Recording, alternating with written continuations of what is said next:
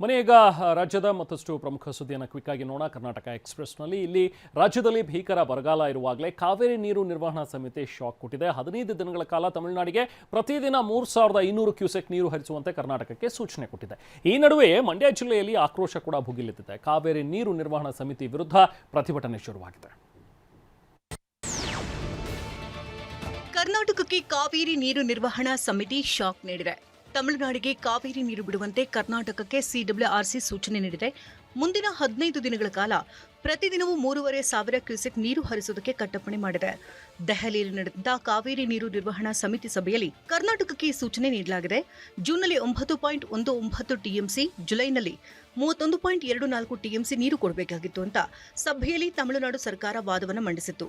ಆದರೆ ಕಾವೇರಿ ಕೊಳ್ಳದಲ್ಲಿ ನಿರೀಕ್ಷಿತ ಪ್ರಮಾಣದಲ್ಲಿ ಮಳೆ ಬಾರದ ಹಿನ್ನೆಲೆಯಲ್ಲಿ ನೀರು ಬಿಡೋದಕ್ಕೆ ಸಾಧ್ಯವಾಗಿಲ್ಲ ಎಂದು ಕರ್ನಾಟಕ ವಾದವನ್ನು ಮಂಡಿಸಿತು. ಕೆಆರ್ಎಸ್ ಸೇರಿದಂತೆ ಕಾವೇರಿ ಕೊಳ್ಳದ ಜಲಾಶಯಗಳ ಪರಿಸ್ಥಿತಿ, ಈ ಹಿಂದಿನ ಸುಪ್ರೀಂ ತೀರ್ಪಿನ ಬಗ್ಗೆಯೂ ಕರ್ನಾಟಕದ ಅಧಿಕಾರಿಗಳು ಸಿಡಬ್ಲ್ಯೂಆರ್ಸಿಗೆ ಮನವರಿಕೆ ಮಾಡಿಕೊಟ್ಟಿದ್ರು.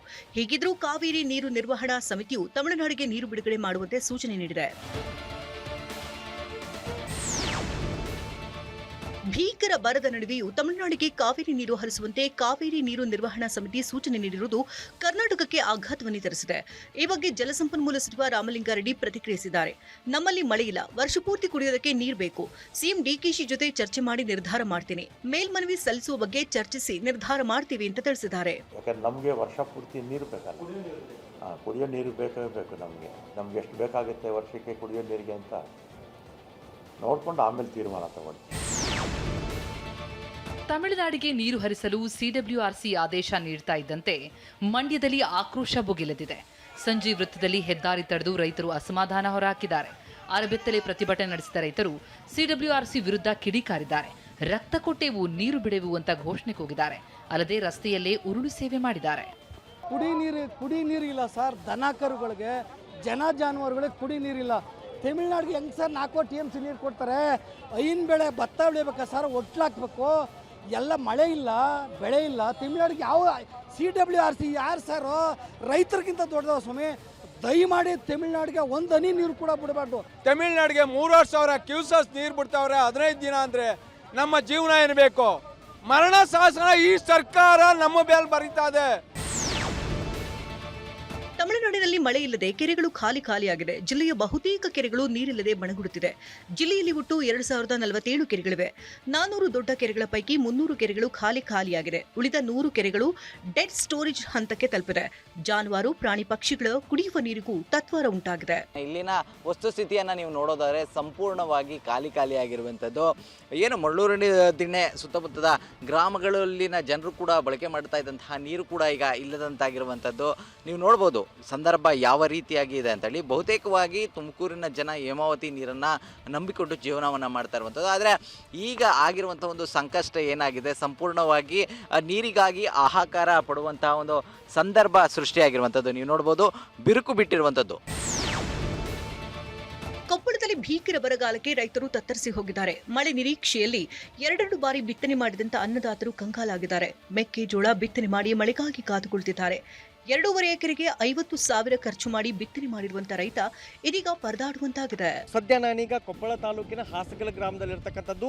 ಈ ಹಾಸಗಲ ಗ್ರಾಮದ ಈಶಪ್ಪ ಅನ್ನೋ ರೈತರು ಕಳೆದ 3 ತಿಂಗಳಲ್ಲಿ ಒಟ್ಟು 2 ಬಾರಿ ಮೆಕ್ಕೆಜೋಳವನ್ನು ಬಿತ್ತನೆ ಮಾಡಿರ್ತಕ್ಕಂಥದ್ದು ನೀವು ದೃಶ್ಯಗಳಲ್ಲಿ ನೋಡ್ತಿರ್ಬೋದು. ಈಗ 1 ವಾರದ ಹಿಂದೆ ಇವರು ಮೆಕ್ಕೆಜೋಳವನ್ನು ಬಿತ್ತನೆ ಮಾಡಿರ್ತಕ್ಕಂಥದ್ದು.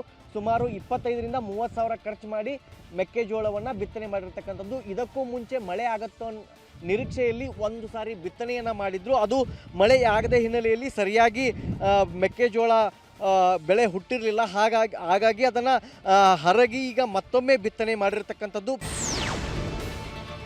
ಗದಗದಲ್ಲಿ ಮಳೆ ಬಾರದ ಹಿನ್ನೆಲೆಯಲ್ಲಿ ರೈತ ಬೆಳೆ ನಾಶ ಮಾಡಿದ್ದಾನೆ. ರೋಣ ತಾಲೂಕಿನ ಅಬ್ಬಿಗೇರಿ ಗ್ರಾಮದ ರೈತ ಸಿದ್ದಪ್ಪ 2 ಎಕರೆಯಲ್ಲಿ ಬೆಳೆದಿದ್ದಂತಹ ಈರುಳ್ಳಿ, ಮೆಣಸಿನಕಾಯಿ ನಾಶ ಮಾಡಿದ್ದಾರೆ. 1 ಎಕರೆಗೆ 50,000 ರೂಪಾಯಿ ಖರ್ಚು ಮಾಡಿ ಬಿತ್ತನೆಯನ್ನು ಮಾಡಿದ್ರು. ಮಳೆ ಬಾರದೇ ಇದ್ದಿದ್ದರಿಂದ ಟ್ರ್ಯಾಕ್ಟರ್ ಮೂಲಕ ಬೆಳೆ ನಾಶ ಮಾಡಿದ್ದಾರೆ. ಸೂಕ್ತ ಪರಿಹಾರವನ್ನಾದರೂ ನೀಡಿ ಅಂತ ಸರ್ಕಾರಕ್ಕೆ ಮನವಿ ಮಾಡ್ತಿದ್ದಾರೆ.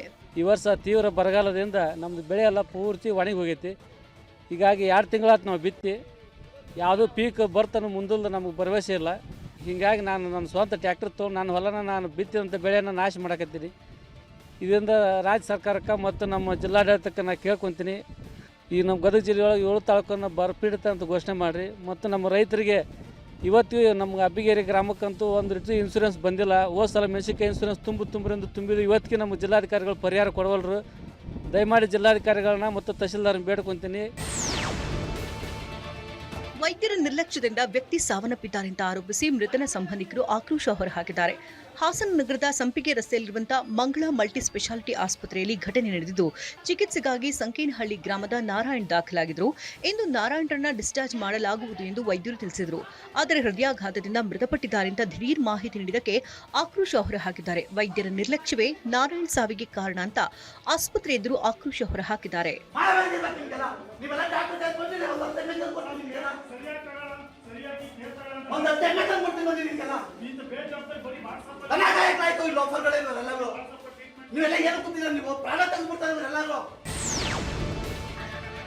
ಮಂಡ್ಯದ ಕೆಆರ್ಪೇಟೆ ಕಾಂಗ್ರೆಸ್ ಸಭೆಯಲ್ಲಿ ಹೈಡ್ರಾಮಾವೇ ನಡೆದಿದೆ. ಕಾಂಗ್ರೆಸ್ ಜಿಲ್ಲಾಧ್ಯಕ್ಷನ ವಿರುದ್ಧವೇ ಕಾರ್ಯಕರ್ತರು ಸಿಡಿದೆದ್ದಿದ್ದಾರೆ. ಕಾರ್ಯಕರ್ತರ ಸಮಸ್ಯೆಗಳಿಗೆ ಅಧ್ಯಕ್ಷರು ಸ್ಪಂದಿಸಿಲ್ಲ ಅಂತ ಏಕವಚನದಲ್ಲೇ ತರಾಟೆಗೆ ತೆಗೆದುಕೊಂಡಿದ್ದಾರೆ. ಜೆಡಿಎಸ್ ಜೊತೆ ಹೊಂದಾಣಿಕೆ ಮಾಡಿಕೊಂಡು ರಾಜಕೀಯ ಮಾಡುತ್ತಿದ್ದಾರೆ. ಹೀಗಾಗಿ ಜಿಲ್ಲಾಧ್ಯಕ್ಷನ ಬದಲಿಸುವಂತೆ ಕೈ ಕಾರ್ಯಕರ್ತರು ಬಿಗಿಪಟ್ಟು ಹಿಡಿದು ನಾಟಕೀಯ ಬೆಳವಣಿಗೆ ನಡೆದಿದೆ. ಕೊನೆಗೆ ವಾಗ್ವಾದ ಗಲಾಟೆಯಲ್ಲೇ ಸಭೆ ಮುಗಿದು ಹೋಗಿದೆ.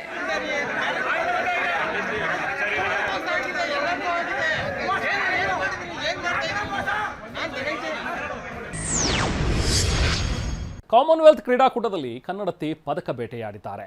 ಶಾಟ್ಪುಟ್ನಲ್ಲಿ ಪ್ಯಾರಾ ಅಥ್ಲೀಟ್ ಆಗಿರುವ ಮಂಡ್ಯದ ಶಿಲ್ಪಾ ಕಂಚು ಗೆದ್ದು ರಾಜ್ಯವೇ ಹೆಮ್ಮೆ ಪಡುವಂತೆ ಮಾಡಿದ್ದಾರೆ. ಮುಲ್ಲಾ ಹೇಳಿಕೆ ನೀಡಿದ್ದ ವಿಧಾನ ಪರಿಷತ್ ಬಿಜೆಪಿ ಸದಸ್ಯ ಸಿಟಿ ರವಿ ವಿರುದ್ಧ ಮತ್ತೊಂದು ದೂರು ದಾಖಲಾಗಿದೆ. ಬಾಗಲಕೋಟೆಯಲ್ಲಿ ಪತ್ನಿಯನ್ನ ನೇಣು ಹಾಕಿ ಕೊಂದ ಗಂಡ ವಿಡಿಯೋ ಮಾಡಿ ವಿಕೃತಿ ಮೆರೆದಿದ್ದಾನೆ. ಸ್ಕಾಟ್ಲೆಂಡ್ನ ಗ್ಲಾಸ್ಗೋನಲ್ಲಿ ನಡೀತಾ ಇರುವ ಕಾಮನ್ವೆಲ್ತ್ ಕ್ರೀಡಾಕೂಟದಲ್ಲಿ ಕನ್ನಡತಿ ಮೋಡಿ ಮಾಡಿದ್ದಾರೆ.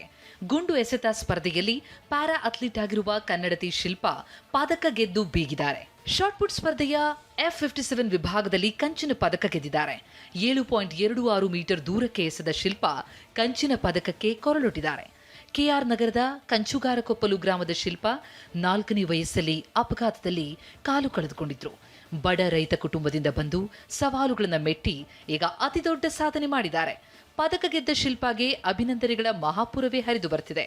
ನಿಮ್ಮ ಈ ಸಾಧನೆ ಕರ್ನಾಟಕ ಮತ್ತು ದೇಶಕ್ಕೆ ಹೆಮ್ಮೆಯ ಕ್ಷಣ ಎಂದು ಸಿಎಂ ಡಿಕೆ ಶಿವಕುಮಾರ್ ಟ್ವೀಟ್ ಮಾಡಿದ್ದಾರೆ.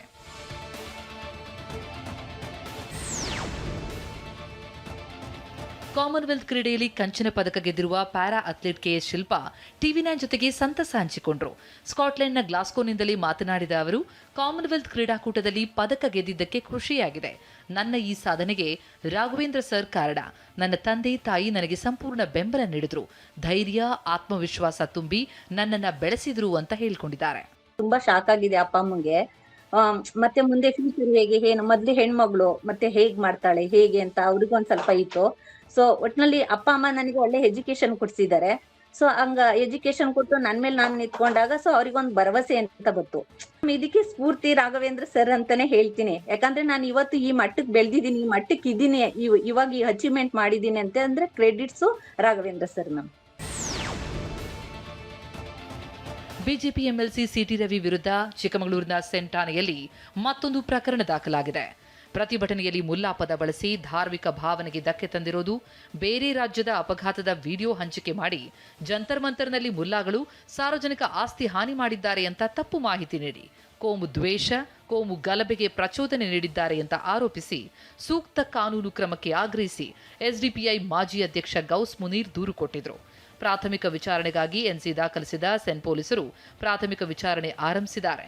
ರವಿ ವಿರುದ್ಧ ಚಿಕ್ಕಮಗಳೂರು ನಗರ ಮತ್ತು ಸೆಂಟ್ ಠಾಣೆಗಳಲ್ಲಿ 2 ಪ್ರತ್ಯೇಕ ಕೇಸ್ ದಾಖಲಾಗಿದೆ.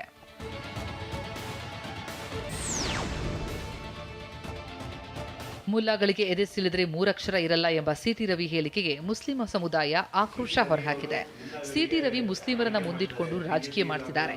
ಬಾಯಿ ಬಿಡೋ ಮುನ್ನ ಯೋಚಿಸಿ ಭಾಷಣ ಮಾಡಲಿ. ಇದೇ ರೀತಿ ಮಾತಾಡ್ತಾ ಇದ್ರೆ ಚಿಕ್ಕಮಗಳೂರಿಗೆ ಬರದಂತೆ ತಡಿತೇವೆ. ಮುಲ್ಲಾಗಳು ಯಾರು ಅನಕ್ಷರಸ್ಥರಲ್ಲ. ಸಿಟಿ ರವಿ ಎದೆ ಸಿಲಿದ್ರೆ ಎಷ್ಟು ಅಕ್ಷರ ಇದೆ ಅಂತ ಹೇಳಬೇಕು ಅಂತ ಎಸ್ಡಿಪಿಐ ಮುಖಂಡ ಅತೀಕ್ ಆಕ್ರೋಶ ಹೊರಹಾಕಿದ್ದಾರೆ. ಸಿಟಿ ರವಿ ಅವರು ಮುಲ್ಲಾಗಳಿಗೆ ಟೀಕೆ ಮಾಡ್ತಾರೆ. ಬಿಜೆಪಿಯಲ್ಲಿ ಆಗ್ಬೋದು ಪಾಲಿಟಿಕ್ಸ್ ಮಾಡಲಿಕ್ಕೆ ಮುಸಲ್ಮಾನರ ಮೇಲೆ ಗಂಡಿಗೆ ಪಾಲಿಟಿಕ್ಸ್ ಮಾಡ್ತಾರೆ. ಈಗ ನಮ್ಮ ಸಿಟಿ ರವಿ ಅವರು ಎದೆ ಬಗ್ಸಿ ಕೇಳಬೇಕು, ಅವರ ಎದೆಯಲ್ಲಿ ಎಷ್ಟು ಅಕ್ಷರಗಳು ಇದಾವಂತ ಏನು ಹೇಳ್ತಾ ಇದಾರೆ ಅಂತ ಯೋಚನೆ ಮಾಡಿ ಬಾಯಿ ಬಿಡಕ್ಕೆ ಹೇಳಿ. ಇದೇ ಥರ ಇವರು ಇದೇ ಬಾಯಿ ಬಿಡ್ತಾ ಇದ್ರೆ ನಮ್ಮ ಪ್ರತಿಯೊಬ್ಬರು ಮುಸಲ್ಮಾನರು ಏಕವಾಗಿ ಚಿಕ್ಕಮಂಗ್ಳೂರಾಗ ಎಂಟ್ರಿ ಮಾಡ್ಲಿಕ್ಕೆ ಅವರಿಗೆ ತಡಿತೀವಿ ನಾವು. ಪ್ರಚೋದನಕಾರಿ ಹೇಳಿಕೆ ಆರೋಪದಡಿ ಆಂದೋಲದ ಸಿದ್ಧಲಿಂಗ ಸ್ವಾಮೀಜಿಗೆ ಕಲಬುರಗಿ ಜಿಲ್ಲೆ ವಾಡಿ ಠಾಣೆ ಪೊಲೀಸರು ನೋಟಿಸ್ ಜಾರಿ ಮಾಡಿದ್ದಾರೆ. ಮೇ 6ರಂದು ಚಿತ್ತಾಪುರದ ಡಿಗ್ಗಿ ತಾಂಡಾದ ಹೊಂಡದಲ್ಲಿ ಬಿದ್ದು ಬಾಲಕ ರಿತೇಶ್ ಮೃತಪಟ್ಟ ಪ್ರಕರಣದಲ್ಲಿ ವಿಚಾರಣೆಗೆ ಹಾಜರಾಗುವಂತೆ ನೋಟಿಸ್ ಕೊಡಲಾಗಿದೆ. ಅವತ್ತು ಘಟನಾ ಸ್ಥಳಕ್ಕೆ ಬಂದು ಸ್ವಾಮೀಜಿ ಪ್ರಚೋದನಕಾರಿ ಭಾಷಣ ಮಾಡಿದ ಆರೋಪ ಇದೆ. ನ್ಯಾಯ ಕೇಳಲು ಹೋಗಿದ್ದ ಮುಖಂಡರಿಗೆ ನೋಟಿಸ್ ಕೊಟ್ಟಿದ್ದಾರೆ ಅಂತ ಸಿದ್ಧಲಿಂಗ ಶ್ರೀ ಆಕ್ರೋಶ ಹೊರಹಾಕಿದ್ದಾರೆ.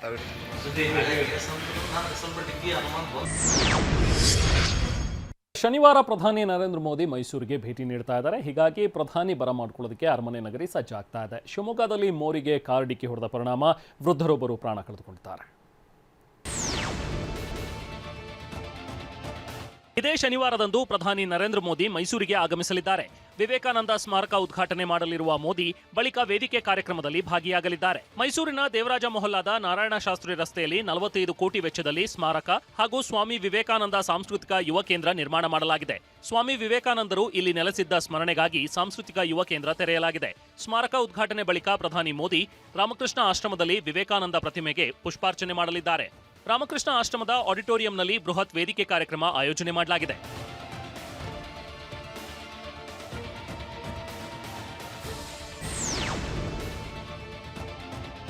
ಬಳ್ಳಾರಿ ತಾಲೂಕಿನ ಹಲಕುಂದಿ ಗ್ರಾಮಸ್ಥರು ಧೂಳಿನ ಸಮಸ್ಯೆಯಿಂದ ಕಂಗಾಲಾಗಿ ಹೋಗಿದ್ದಾರೆ.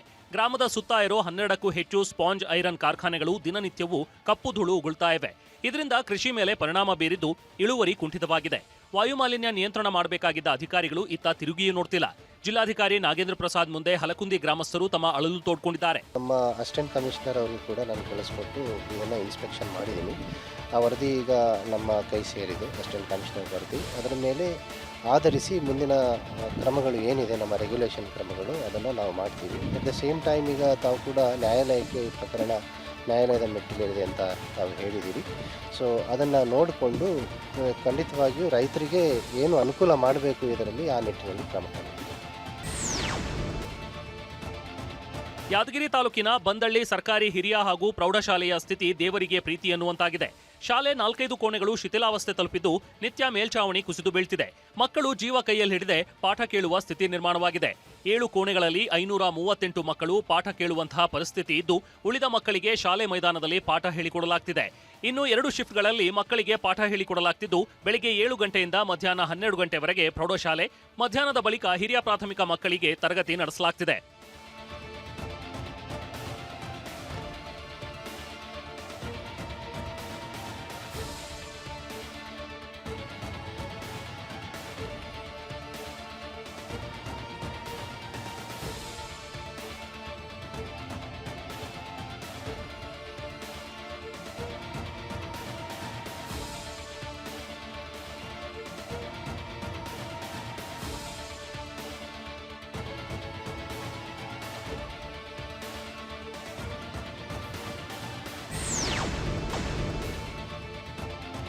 ಮೈಸೂರು ಜಿಲ್ಲೆಯ ನಂಜನಗೂಡಿನ ಗ್ರಾಮವೊಂದರಲ್ಲಿ ಚಿರತೆ ಪ್ರತ್ಯಕ್ಷವಾಗಿದೆ. ಹುಳಿಮಾವು ಗ್ರಾಮದ ಮಾದಪ್ಪ ಎಂಬುವರ ಹಸು ಮೇಲೆ ಚಿರತೆ ದಾಳಿ ನಡೆಸಿದೆ. ಚಿರತೆಯನ್ನ ಕಂಡ ಗ್ರಾಮಸ್ಥರು ಆತಂಕಕ್ಕೊಳಗಾಗಿದ್ದಾರೆ. ಸ್ಥಳಕ್ಕೆ ಅರಣ್ಯಾಧಿಕಾರಿಗಳು ಭೇಟಿ ನೀಡಿದ್ದು ಚಿರತೆ ಸೆರೆಗೆ ಬೋನಿಟ್ಟಿದ್ದಾರೆ.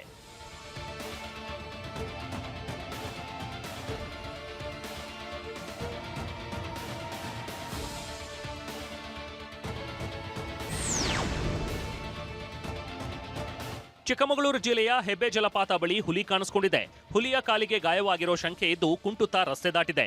ಕಾರಿನಲ್ಲಿ ತೆರಳುತ್ತಿದ್ದಾಗ ಪ್ರವಾಸಿಗರ ಮೊಬೈಲ್ನಲ್ಲಿ ಹುಲಿಯ ದೃಶ್ಯ ಸೆರೆಯಾಗಿದೆ. ಇನ್ನು ಈ ರಸ್ತೆಯಲ್ಲಿ ತೆರಳುವ ವಾಹನಗಳಿಗೆ ಟಫ್ ರೂಲ್ಸ್ ಜಾರಿಗೊಳಿಸುವಂತೆ ಅರಣ್ಯ ಇಲಾಖೆಗೆ ಸ್ಥಳೀಯರು ಆಗ್ರಹಿಸಿದ್ದಾರೆ.